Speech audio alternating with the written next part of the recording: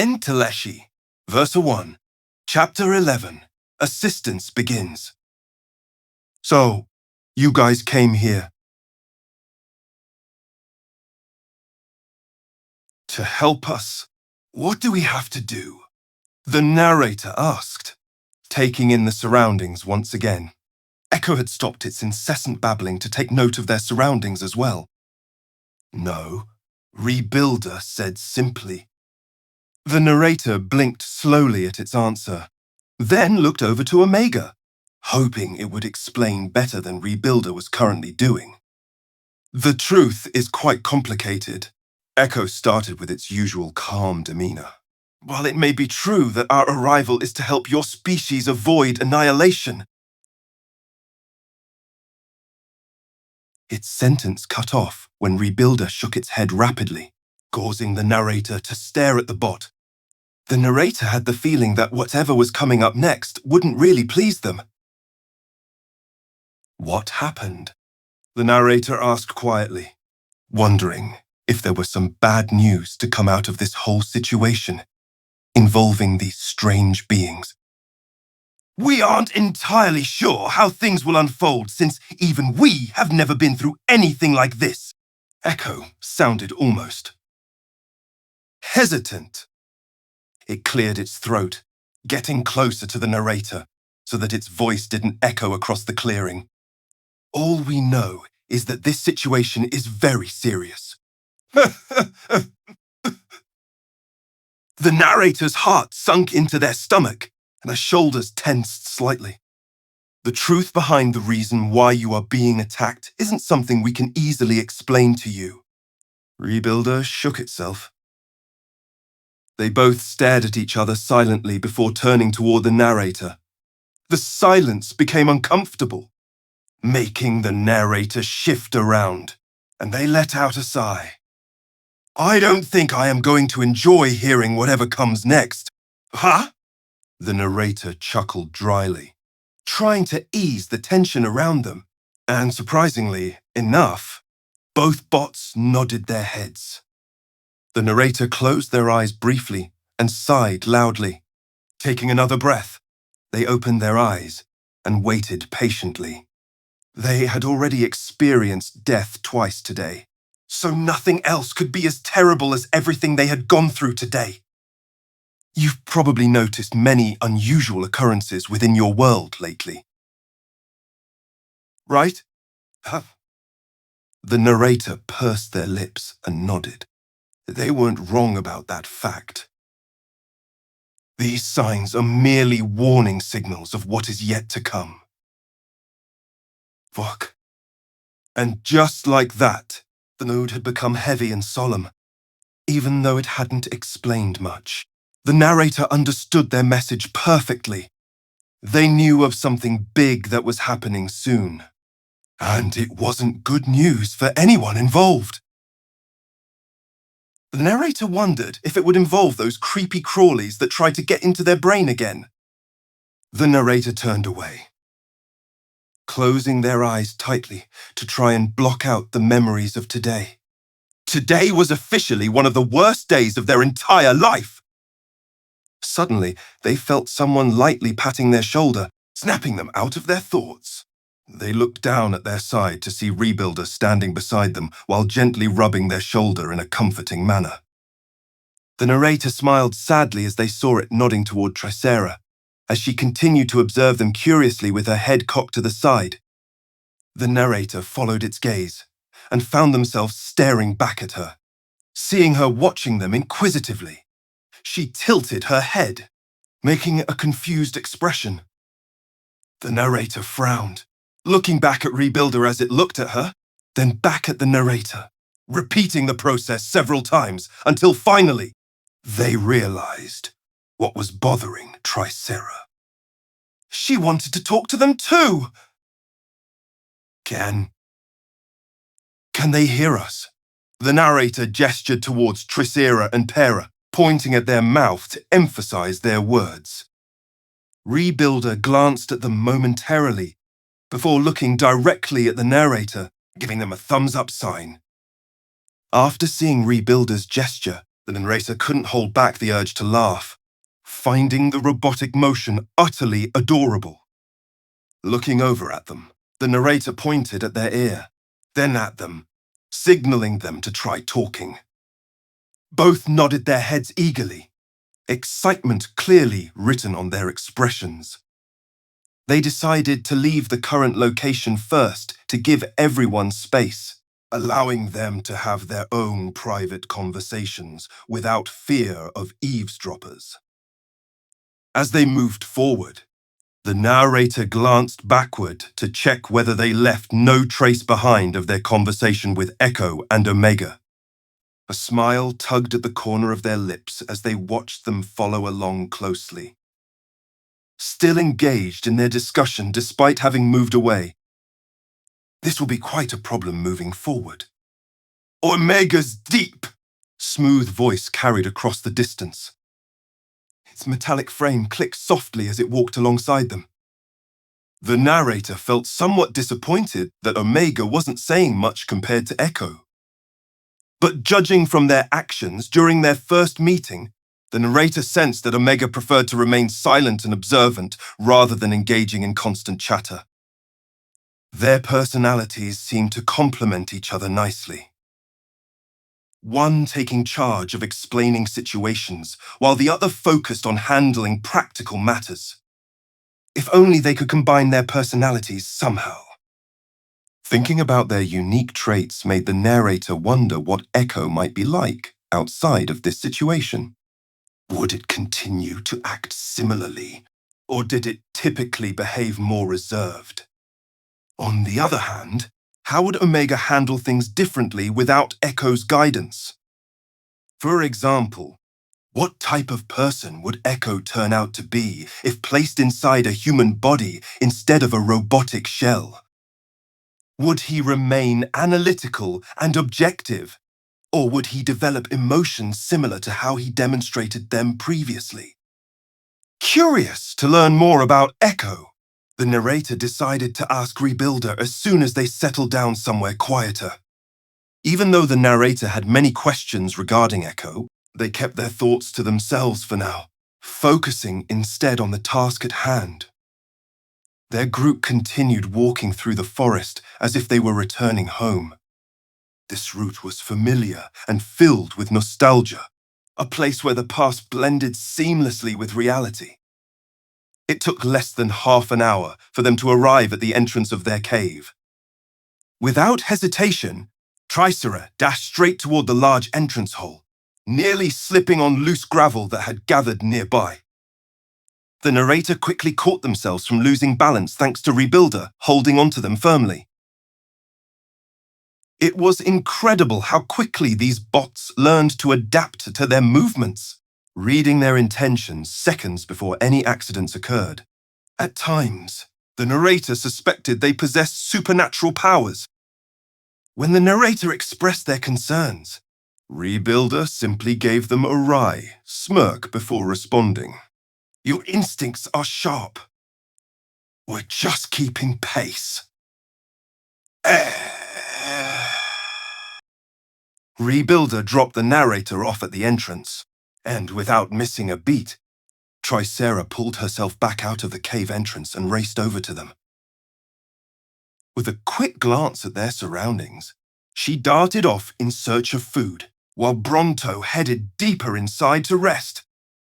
The narrator watched Bronto disappear into the darkness of the cavern. Halapo, letting out a soft sigh.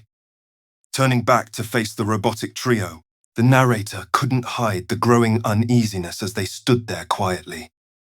An awkward atmosphere enveloped the area until Omega broke the silence with a straightforward question. Who among you possesses experience in hunting?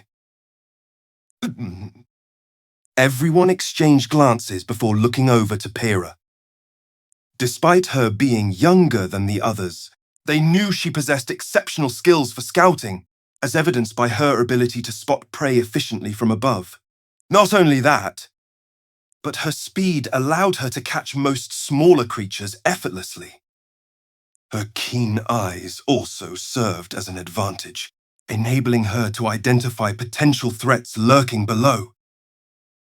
Although Tricera proved more competent in physical combat, size posed limitations for hunting certain types of prey. Meanwhile, the narrator's own experience was limited primarily to defending themselves whenever necessary, having little knowledge about hunting techniques. Thus, after brief deliberation, everyone turned toward Petera simultaneously. She appeared slightly startled upon realizing every pair of eyes was fixed solely on hers, but her eyes lit up with obvious pride. "I've seen what she does best!" Rebuilder exclaimed excitedly, causing Pera to puff up her chest proudly, practically brimming with confidence. "Good job." Rebuilder praised again before glancing down at Tricera uncertainly. "Could you show us the way to obtain fresh water?" Enteleki, Verse 1. Chapter 12. Nestcliff Visit. Patera had left the next morning after making sure Rebuilder was fine. She was off on her daily flight to see if everything was all right with her eggs. Meanwhile, the rest of them were enjoying their first full day at this new place. They played around in the water. Tricera was the most enthusiastic among them. They played tug-of-war with vines they found around the trees. They also enjoyed running up and down the sand dunes. In fact, they enjoyed themselves so much that they didn't even notice when the sun began to fall. It was only when Pera returned did she remind them that they should go inside. "We have to head out now," Pera called to them once again. Echo turned towards her. "Where does she want to take us?" "Velda. She wants you and I to follow her." They quickly went to join her, finding her waiting beside Bronto and Steggy. The latter looked rather sleepy, yawning widely every few seconds. However, upon seeing them approach, she perked right up. "Ah, there you are." Steggy said excitedly, "Pera here told me that there are some things you'd like me to help out with." "Oh? What sort of things?" Pera asked. "You'll know soon enough." Steggy winked mysteriously. Tricera let out a grunt. "Now is not the time for jokes. Steggy, let us depart." And just like that, their little group got underway. Following closely behind the graceful pterosaur was quite fun for both Rex and Pera, since this was the very first time they got to look directly above them without having to crane their necks upward. As for Tricera and Bronto, well, even though they were walking behind the large Bronto, Tricera still couldn't resist taking glances at its hind quarters. "What are you looking at?" "Trichy." Bronto noticed her gaze. "Nothing." Tricera hurriedly shook her head.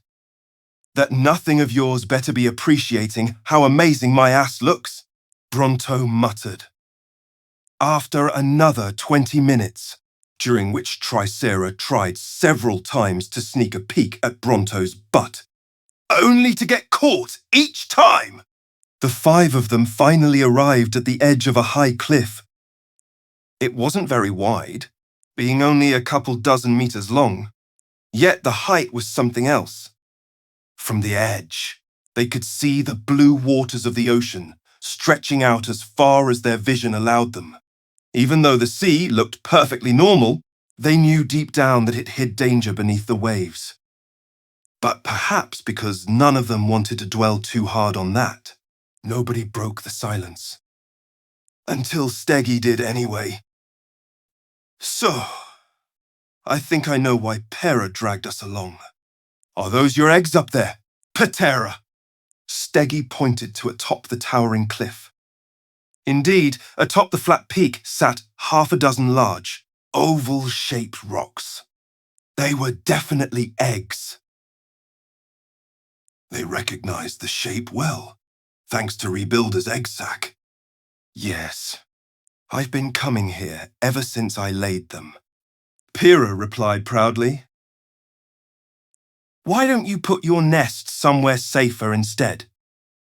Steggy asked. I mean, this location doesn't seem terribly convenient. Is there anything dangerous lurking nearby? Nope. Not unless you consider an occasional flyby as dangerous. Pyrrha grinned. Besides, I like it here. I can always tell whether someone is approaching through the air. See, if you insist. Steggy shrugged.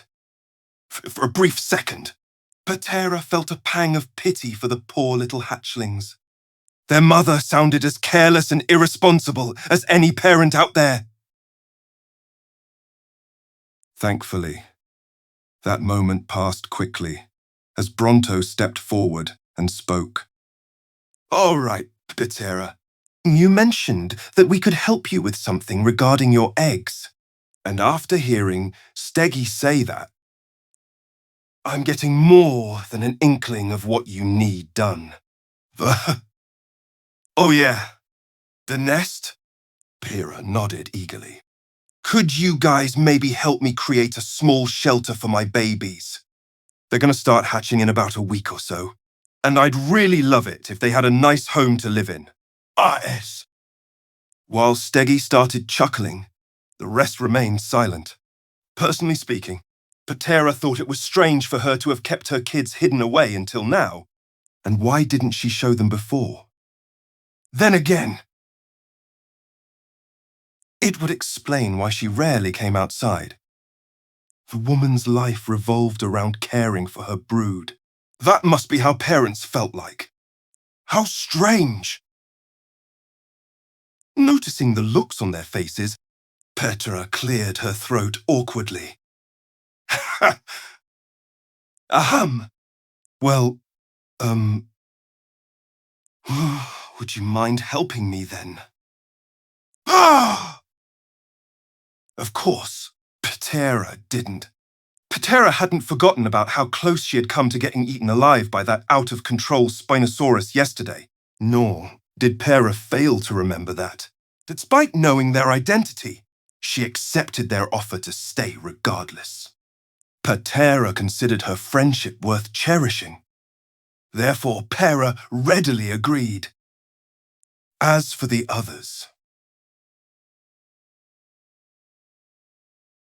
Rex gave a tiny nod. Next to him, Tricera gave a curt bobbing motion as well, indicating agreement as well.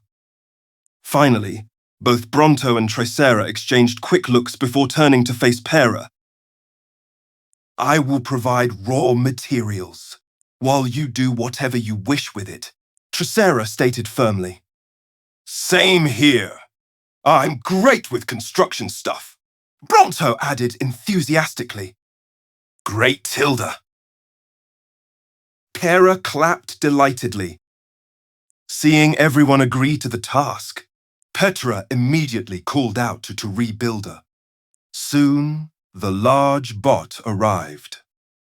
Hey, Rivet, it seems we're to construct something. Good one. Upon learning the purpose, Rebuilder moved to inspect the top of the cliff carefully, eventually confirming that creating a simple structure shouldn't be difficult. Then, while scanning the surrounding area, it gathered various suitable pieces of wood and stone from across the forest floor, stacking everything neatly beside the cliff. Once finished, the robot approached them, carrying a small toolbox filled with various devices needed for the job, such as hammers, nails, and screws. Shall we begin? What's that?